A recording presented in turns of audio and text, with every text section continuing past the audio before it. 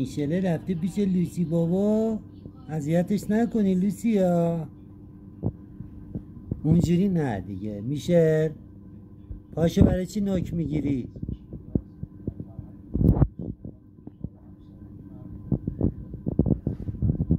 پاشو برای چی نوک میگیری؟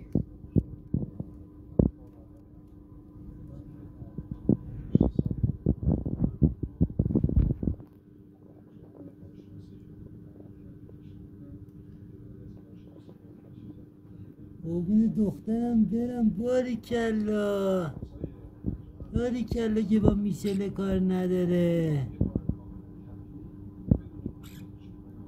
بی اینجا میشه. بیا پیش من. میشله بیاد پیش من.